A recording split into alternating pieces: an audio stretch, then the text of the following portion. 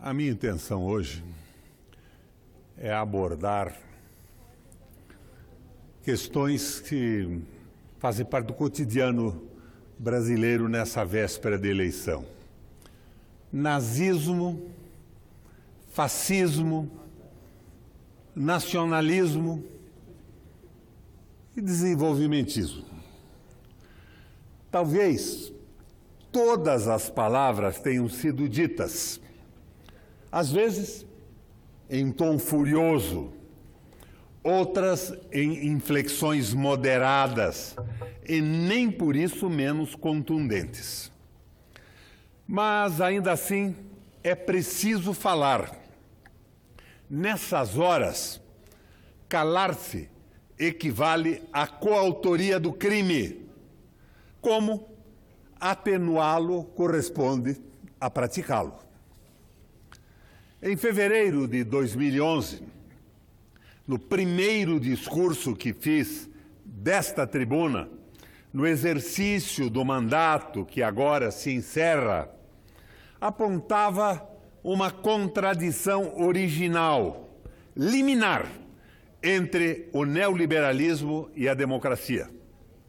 Considerava que o avanço das reformas neoliberais, a financeirização da economia, com a transformação até mesmo de nossas vidas em commodities negociáveis nas bolsas, levariam, inevitavelmente, à precarização das instituições democráticas e ao despertar do autoritarismo.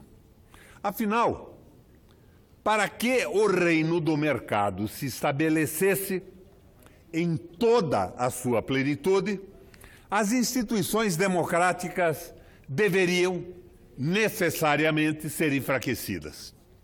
Como o mercado representasse os interesses minoritários da sociedade, para se impor à maioria, precisava subjugar o executivo, o legislativo, o judiciário e os mecanismos de controle da economia. Assim, como era necessário precarizar o mercado de mão de obra com reformas trabalhistas e previdenciárias. Além, é claro, do enfraquecimento do movimento sindical e a criminalização dos movimentos sociais. E para que tudo isso se transformasse em realidade, seria essencial o concurso da mídia, o controle da opinião pública, especialmente para que todas as desgraças consequentes do domínio do mercado sobre a vida pública e econômica fossem atribuídas aos políticos. À corrupção dos políticos, às políticas compensatórias, aos ideais libertários e sociais da esquerda brasileira. Naquele discurso, quase 8 anos atrás, dizia mais. Dizia que todo o avanço obtido em 8 anos do governo Lula seria pulverizado, caso a política econômica da presidente recém-empossada Dilma Rousseff não se opusesse fortemente à ortodoxia e aos fetiches neoliberais. Seguindo nessa toada, alertava que caminhávamos, sem qualquer dúvida que fosse, para a completa prevalência dos interesses do mercado, da globalização financeira, sobre os interesses nacionais, democráticos e populares. Naquele discurso, para arrematar essas inquietações e cutucar os sentimentos desta casa, especialmente, para tentar despertar os pares da então triunfante e enganosamente poderosa maioria, dizia que aquele era o ambiente ideal para o aquecimento do ovo da serpente, o ovo do autoritarismo, espelhando-me no clássico de Ingmar Bergman, síntese genial do nascimento de todas as hidras nazifascistas. O que falei há 8 anos atrás não era uma profecia. Não tenho esse dom. Apenas observava os acontecimentos à luz da história. Mas seja como for, temos aí a candidatura de Jair Bolsonaro. Na verdade, não é bem uma candidatura, é um movimento, uma procissão de brasileiros desiludidos com a política, revoltados com a corrupção, apavorados com a perda de status, temerosos da pobreza, indignados com a violência, desesperados com a falta de perspectivas, vítimas do desemprego, do subemprego, dos salários baixos, do achatamento do poder aquisitivo. Além, é claro, de arrebanhar com todo secto, todo tipo de secto, bandidos, proxenetas, rufiões, atores pornô que marcham ombro a ombro com os defensores dos bons costumes e da família. Um cortejo, um secto habilmente explorado nos últimos anos pelos meios de comunicação, as organizações Globo, à frente, estimulado pela conivência dos nossos liberais, sociais-democratas e pelo ciúme doentio do príncipe dos sociólogos, e manipulados por um judiciário e um Ministério Público parcialíssimos, vesgos por seu papel político ideológico. Todas as frustrações, reunidas, galvanizadas por uma ideia difusa de revanche, de troco, de vingança. Mas eis a suprema ironia. Esta marcha dos insatisfeitos acabou sendo capturada pelos próprios causadores da crise. Assim, vemos uma inusitada tríplice aliança, reunindo expoentes do autoritarismo, alguns deles muito próximos do que poderíamos classificar como fascismo, os ultraliberais do mercado, desde oportunistas tipo Paulo Guedes até economistas do PSDB e o povaréu revoltado de cujo descontentamento fazem-se as massas do capitão. Para mim, isto é inédito. Aliança entre expressivos contingentes da classe média, trabalhadores e de lideranças relevantes das Forças Armadas, com o liberalismo mercantilista. Qual é o elo de ligação de um general heleno com o guru econômico do capitão, que pretende privatizar e entregar tudo, desmantelando o Estado Nacional, pedra por pedra? Que Estado sobrará, senhores militares, para sustentar os objetivos nacionais permanentes previstos na Constituição? Ou isto já não importa mais? Que ponto de contato pode existir entre os que clamam por empregos, salários, segurança, saúde e educação, dignidade, respeito e um programa econômico que não reserva espaço para estas demandas? E que, pelo contrário, prega arroxo fiscal, a contenção radical de gastos e a suspensão dos investimentos públicos. Nunca vi, senador Cidinho, nada igual. Vejam, se Trump, um direitista para ninguém botar defeito, expressou de um lado algo semelhante nas eleições presidenciais norte-americanas, ao reunir as massas descontentes antissistema, de outro lado, Ele apresentou um programa com forte marca nacionalista, em alguns aspectos anti-mercado e anti-globalização financeira. Mesmo a adesão ao Brexit vem de parcelas da população também anti-mercado, anti-sistema e que se opunham ao arroxo fiscal imposto pelo Banco Central Europeu. É aí que fico definitivamente pasmo.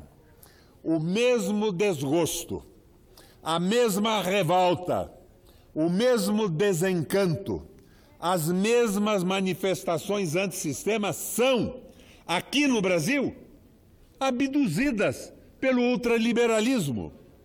Isto não vai dar certo, não dá liga, vai dar chabu.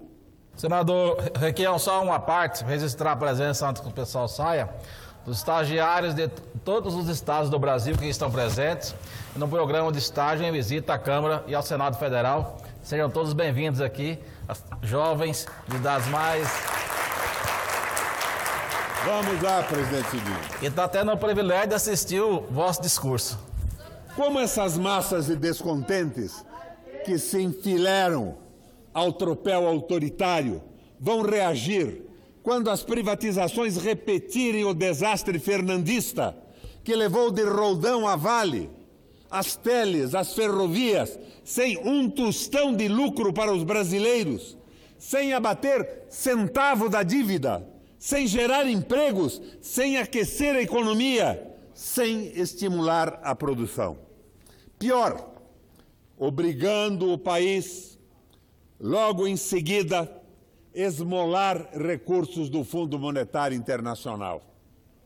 Se disso poucos se lembram, mirem então a vizinha Argentina para saber como é.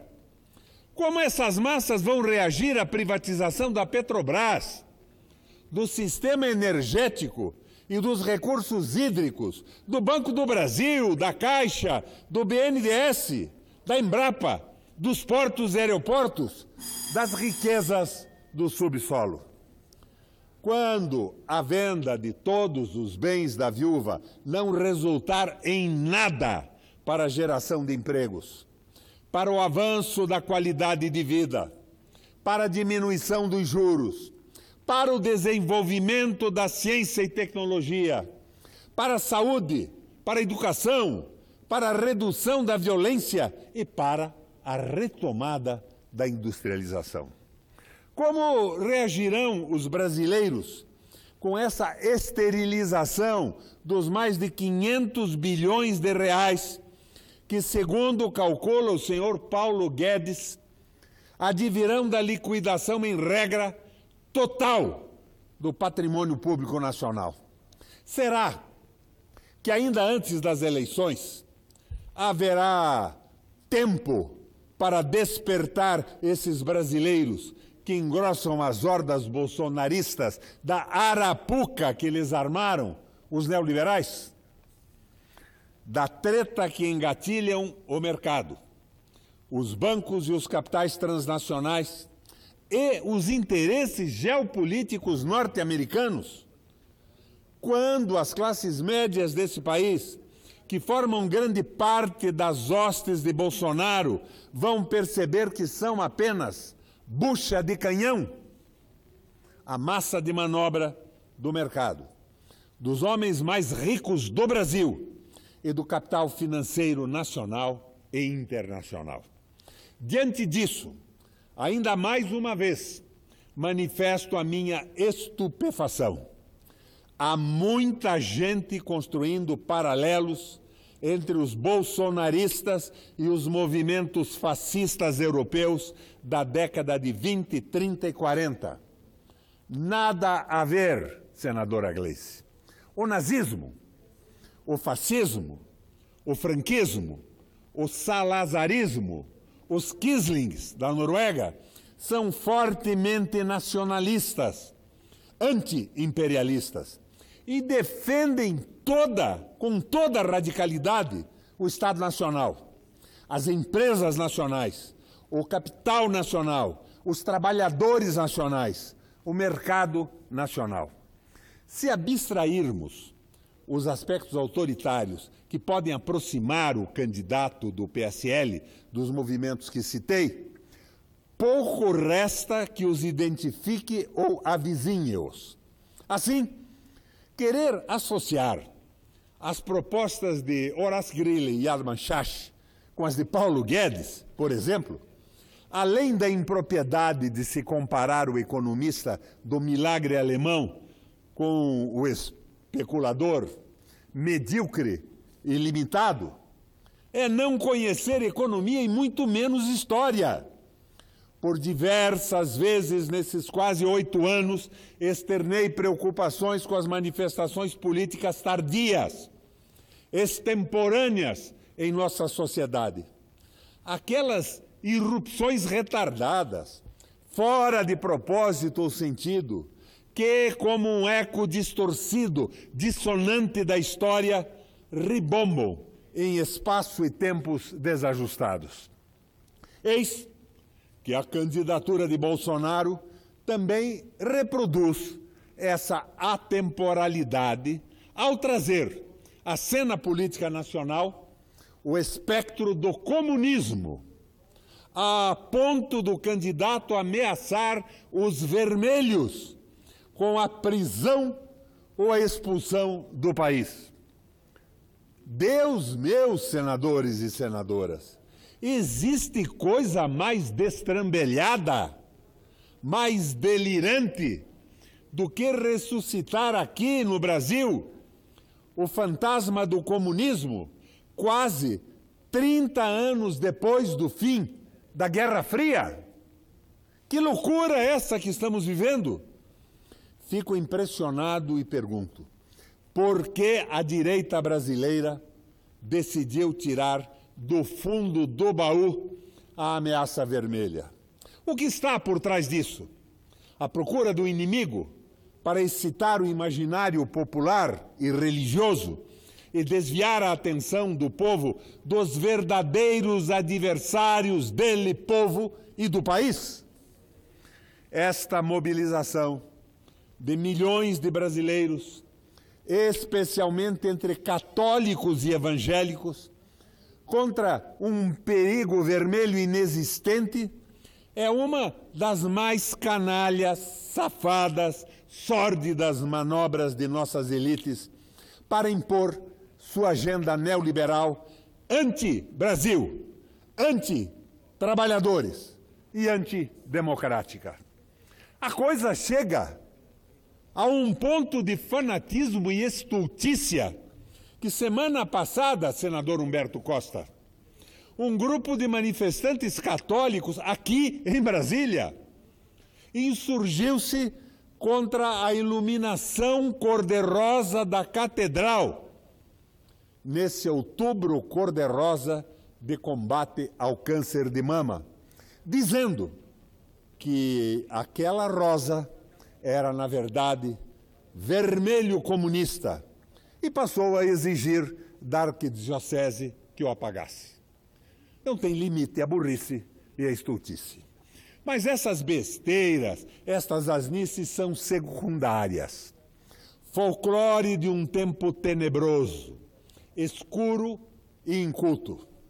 Porque o que interessa é a soberania do país, a defesa patriótica de nossas riquezas, o relançamento da economia, a reindustrialização, os direitos dos trabalhadores, o estado do bem-estar social, o emprego, os salários, os investimentos em saúde, educação, infraestrutura e segurança. O resto é manobra diversionista. Quem viver, verá. Ah, sim. Antes que termine, senador Cidinho, será que o Judiciário e o Ministério Público não entenderam até agora que fazem parte de um sistema em crise, que eles não pairam no éter, apartados de tudo, divinamente apartados, divinamente entronizados nas nuvens? Não perceberam isso ainda? Quando Suas Excelências descerão à terra dos homens para ver o que acontece aqui entre nós. Nós, os mortais.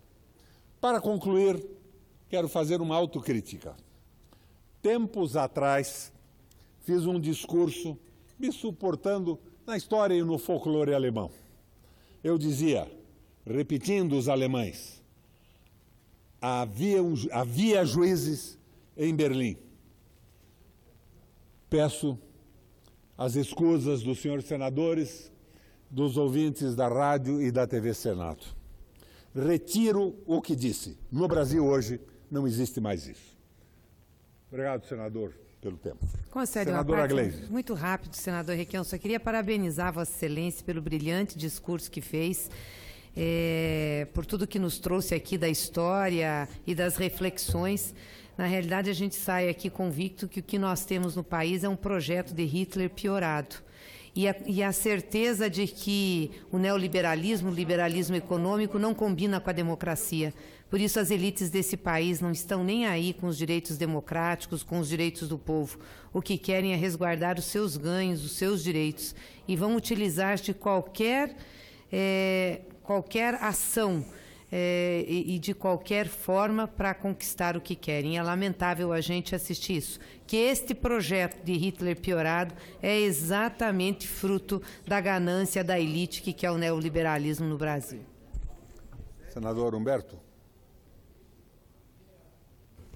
Queria só parabenizar Vossa Excelência, dizer da lucidez das palavras de Vossa Excelência e dizer, inclusive em comparação com outros líderes internacionais que representaram medidas ou governos autoritários, esse Jair Bolsonaro, se for eleito, que eu não acredito que vá ser, eu acredito que o Brasil vai ter algum momento daqui para domingo que vai ter um estalo e compreender o que pode estar fazendo. Eu tenho certeza que isso vai acontecer, mas se ele fosse, seria um exemplo de um governante, diferentemente de alguns que já foram colocados como déspotas esclarecidos. Esse é uma figura tosca, um analfabeto funcional, déspota obscurecido. Talvez seria uma classificação melhor. Eu resisto a acreditar que o povo brasileiro vai cometer uma insanidade como essa. Senadora Vanessa Garaziottin, com a palavra. Muito obrigada, senador Requião. Da mesma forma que meus colegas, eu solicitei a parte para cumprimentá-lo. Cumprimentá-lo não só por esse pronunciamento, mas pela forma, senador Requião, como Vossa Excelência tem se portado aqui no Senado Federal em toda a sua vida política. Acho que Vossa Excelência, melhor do que qualquer um de nós, sabe da gravidade do momento em que nós vivemos. Quando Vossa Excelência diz que procura ainda explicações para o fato de que o comunismo voltou a assombrar as pessoas. Eu sou daquelas, senador Requião, que fui criada ainda num governo de exceção, onde as liberdades não existiam, imaginando ou achando que comunista comia criancinha. Pois nós estamos voltando a isso. Estamos voltando a isso, ao ponto de que este candidato disse o seguinte, ele disse: ou reza na nossa cartilha, ou então se preparem para apodrecerem na cadeia, ou então para sair do país. Então, é lamentável, senador Requião, mas eu creio que são pessoas como Vossa Excelência que persistem, que insistem em trazer a verdade, por mais que elas possam muitas vezes não ser assim tão populares, mas por isso, senador Requião, é que eu acredito que a gente ainda possa viver dias de reação, porque ou a gente promove uma reação no país, ou então eu não sei exatamente para onde estão nos levando, para onde vão levar o nosso país e a nossa jovem democracia. Então, cumprimento Vossa Excelência pela coragem, pela tenacidade e pela lucidez, como levanta e coloca sempre os problemas do país, que é os problemas do povo. Pois não. Depois da glasnost, que é o degelo, e a perestroika, onde o comunismo desaparece na União Soviética, todos aqueles elementos psicológicos implantados durante a Guerra Fria ainda permaneceram. Não existe mais comunismo à moda soviética, stalinista, antiga. Não existe de forma alguma, mas existe ainda na matriz de opinião pública. E nós estamos vivendo uma guerra híbrida de interesses geopolíticos dos países avançados, do capital financeiro e de pessoas muito ricas para tomar o poder na América Latina e no Brasil contra os interesses nacionais. Os interesses nacionais permanentes previstos na Constituição, desenvolvimento, soberania, o processo civilizatório fraterno que estamos vivendo está sendo ameaçado. E o Bolsonaro, me perdoe a franqueza, é um avatar. É uma figura criada pela mídia, com um raciocínio completamente desencontrado, não diz rigorosamente coisa com coisa, e está sendo um instrumento desse processo. Mas eu fico aqui me perguntando, por exemplo, o general Heleno é um dos seus preceptores. O general Heleno foi o general que se revoltou com a raposa Terra do Sol, porque ele achava que era um artifício colocado para futuramente separar aquela área indígena do Brasil para a exploração de interesses financeiros, geopolíticos de outros países. O general Heleno, mentor, diz ele, do Bolsonaro, pode dialogar com as maluquices do Paulo Guedes? Nós estamos vendo uma contradição incrível. E eu, primeiro, acredito, como o senador Humberto Costa, que o Brasil pode acordar nesses últimos dias, mas não acredito que o Brasil se submeta à escravização por interesses geopolíticos e econômicos de todo um processo nacional de criação civilizatória, de organização social, com 1000 erros que têm que ser corrigidos, mas nunca nos submetemos à condição do país de segunda categoria. Senador Alídice da Mata, com prazer. Vossa Excelência, como sempre, dá um tom e dá o tom do momento em que nós vivemos no país. A nossa bancada, eu pude assistir o seu pronunciamento do gabinete, porque nós, a bancada da Bahia, o senador Roberto está chegando aqui também, nós estamos reunidos para tratar do regime automotivo do Nordeste. Mas é uma medida provisória que é na casa. Mas eu pude assistir e ver a lucidez como Vossa Excelência abordou esse momento tão delicado que nós estamos passando e que, sem dúvida nenhuma, nós temos que denunciar tudo que está vindo no sentido de ameaçar a democracia e os pilares da soberania nacional. E Vossa Excelência continua sendo uma pessoa imprescindível nessa nossa luta em defesa da soberania nacional. Eu não tenho dúvida que, mesmo fora do Senado Federal, no Senado Federal, até o último dia, alertando para todos os riscos que o Brasil corre neste momento. E fora do Senado Federal, terá que continuar nos liderando na luta pela soberania do nosso país. Então, eu acredito, como Vossa Excelência falou, que haverão, sim, vozes no Brasil capazes de impedir o desejo de todos aqueles que querem vender os interesses do Brasil, que querem nos transformar num país com a importância que temos, nos transformar num apêndice da economia dos Estados Unidos ou de outras nações que tenham a mesma tendência de dominação. Portanto, eu quero parabenizar mais uma vez Vossa Excelência, que tem sido, no todo o seu mandato, aqui no Senado Federal, em todos os momentos, uma grande referência dos interesses nacionais e dos interesses da democracia brasileira. Senador, o Brasil não começou dia 7 e não acaba dia 28.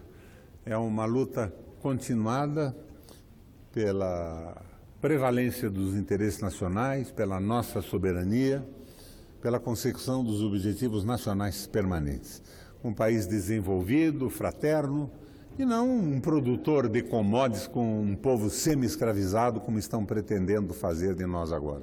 Eu diria, para complementar, que a política econômica proposta pelos economistas do Bolsonaro é exatamente a política econômica do Temer, do Meirelles, da Ponte para o Futuro, que nos deixou nesse caos em que estamos vivendo. Obrigado, presidente.